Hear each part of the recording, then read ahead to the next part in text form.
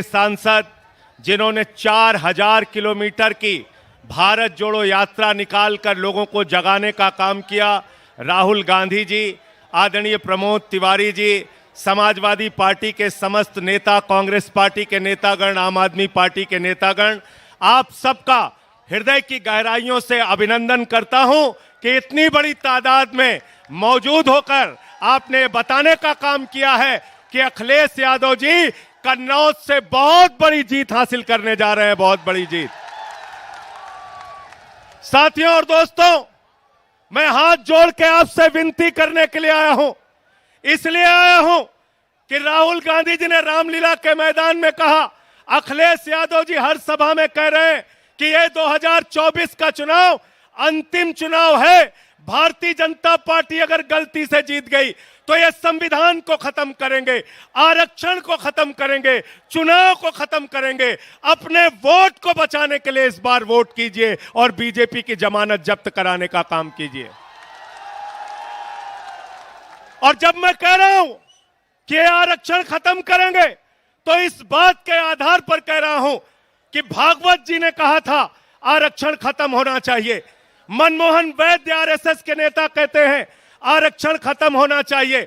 1989 में भारतीय जनता पार्टी ने आरक्षण का विरोध किया था जब ओबीसी का आरक्षण लागू हुआ था। ये लोग संविधान खत्म करना चाहते हैं।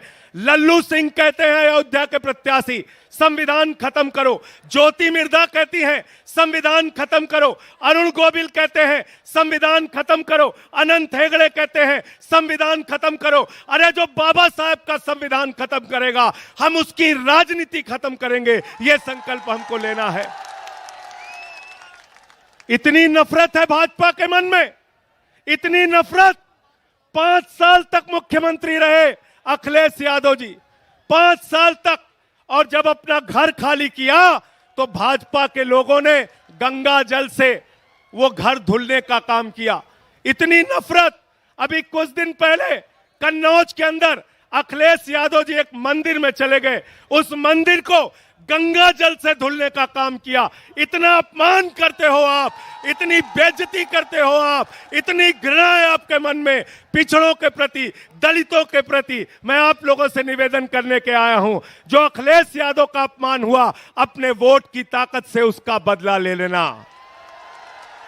तैयार हो सब लोग? तैयार हो ना? तैयार हो? मंदिर का शिलान्यास होता है, दलित समाज से आने वाले राष्ट्रपति रामनाथ कोविंद जी को नहीं बुलाते। मंदिर का उद्घाटन होता है, आदिवासी समाज की राष्ट्रपति द्रौपदी मुर्मू जी को नहीं बुलाते। अपमान करते हो आप दलितों का, पिछड़ों का, आदिवासियों का। इसीलिए अखिलेश यादव जी ने आह्वान किया है, पीडीए मिलकर इस बार भारतीय जनता पार्टी की जमानत जब्त कराने का काम करेंगे। तैयार हो ना सब लोग? मोदी जी क्या कर रहे हैं? कह रहे हैं 400 पार, 400 पार, 400 पार। हमने कहा इन चक्करों में मत पड़ना, ये मोदी जी का जुमला है। गए थे बंगाल में, बोले 200 पार, 200 पार, 200 पार, आई 73 सीट। गए झारखंड में, बोले 65 पार, 65 पार, 65 पार, आई 23 सीट। गए हरियाणा में, बोले 75 पार, 75 पार, 75 पार, आई 40 सीट। गए महाराष्ट्र में, कहने लगे 150 पार, 150 पार, 150 पार, आई 105 सीट। गए कर्नाटक में, कहने लगे 130 पार, 130 पार, 130 पार, आई 65 सीट। गए दिल्ली में, कहने लगे 45 पार, 45 पार, 45 पार, आई 8 सीट। गए मिजोरम में, कहने लगे 21 पार, 21 पार, 21 पार, आई 1 सीट। अब कह रहे हैं 400 पार, 400 पार, 400 पार। जनता करिए तड़ी पार, तड़ी पार, तड़ी पार। तड़ी पार करना है ना?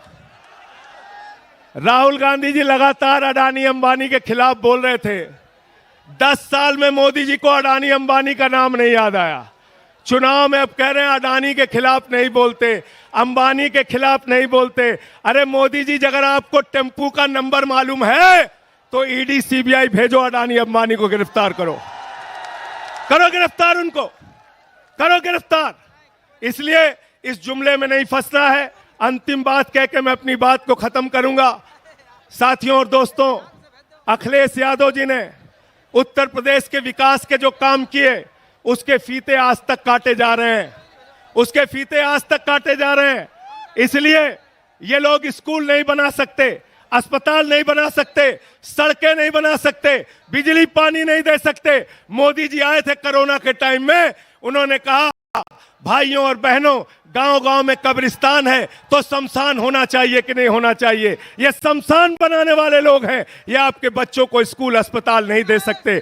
हमारे मुखिया अरविंद केजरीवाल को जेल में डाल दिया, मनीष सिसोदिया को जेल में डाल दिया, सत्येंद्र जैन को जेल में डाल दिया, मुझे 6 महीने जेल में रखा। 6 महीने नहीं, पूरी जिंदगी जेल में रखोगे तब भी तुमसे लड़ेंगे और जीतेंगे। जय हिंद, इंकलाब जिंदाबाद, समाजवाद जिंदाबाद।